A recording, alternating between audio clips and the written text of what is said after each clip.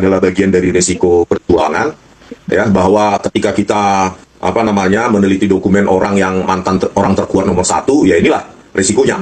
Jadi yang kami sayangkan satu poin, ya, dengan kesimpulan bahwa identik atau bahkan otentik dan dengan pengujian forensik dan segala macam itu, tapi satu yang kurang, kenapa nggak ditunjukkan pada saat tadi penetapan tersangka, kenapa tidak ditunjukkan dokumen yang katanya diuji tersebut, yang katanya asli tersebut, begitu. Jadi ya ini seperti gelar perkara main-main. Sikap saya Pak, senyum saja. TSK itu adalah salah satu proses, ya. Masih nanti ada status menjadi, misalnya lanjut itu baru menjadi terdakwa, baru lanjut lagi menjadi terpidana. Di Indonesia ada orang dengan status terpidana saja inkrah, sudah 6 tahun tuh inkrahnya, ya Pak, masih bisa bebas melenggang dan menghina hukum di Indonesia, ya.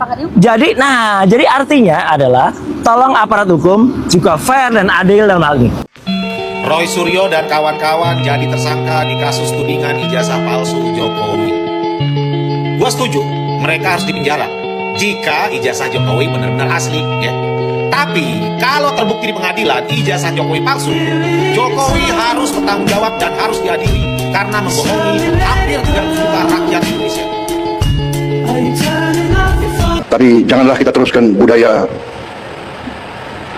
hujat-menghujat, ejek-mengejek. Kita harus kerja keras. Dan ini juga kenapa saya tadi ingatkan, saya minta Pak Jokowi diundang, ya. Karena saya lihat kok ada mulai budaya yang tidak baik, ya. Pemimpin dikuyu-kuyu, dicari-cari. Pada saat berkuasa disanjung-sanjung. Ini budaya apa? Ini harus kita rubah, ya kan?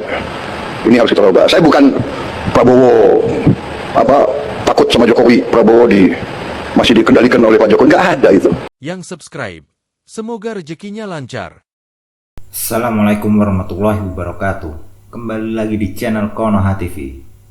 Kasus ijazah mantan Presiden Indonesia yang ke-7, Joko Widodo, kembali memanas setelah ditetapkan 8 orang menjadi tersangka. 8 tersangka tersebut pun dibagi menjadi 2 klaster. Untuk klaster pertama ada 5 tersangka dan klaster kedua ada 3 tersangka. Untuk klaster yang pertama mereka adalah Egy Sujana, Kurniatri Rohyani, yang ketiga Damai Hari Lubis, yang keempat Rustam Effendi, dan yang kelima Muhammad Rizal Fadilah. Untuk klaster yang kedua ada 3 tersangka. Yang pertama adalah Roy Suryo, yang kedua Rismon Hasiholan Sianipar, dan yang ketiga Tifauziah Tiasuma alias Dr. Tifa.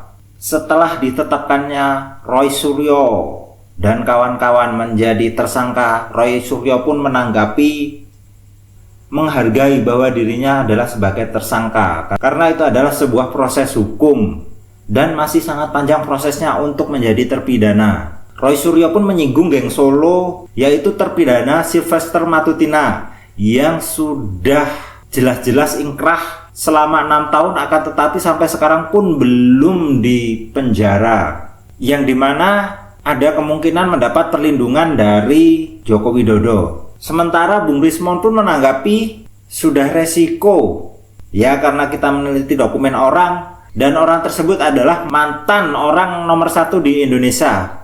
Sudah lumrah kalau nantinya harus berurusan dengan hukum.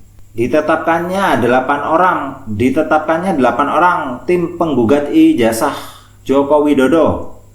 Menurut gonjang-ganjing yang beredar di sosial media adalah dikarenakan pidatonya Presiden Prabowo Subianto yang menyampaikan janganlah cari-cari kesalahan pemimpin terdahulu. Budaya apa ini kalau kayak gitu? Mencari-cari kesalahan pemimpin terdahulu. Ketika berkuasa dipuja-puja, ketika sudah lengser ditinggalkan, dicari-cari kesalahannya. Kurang lebihnya seperti itu.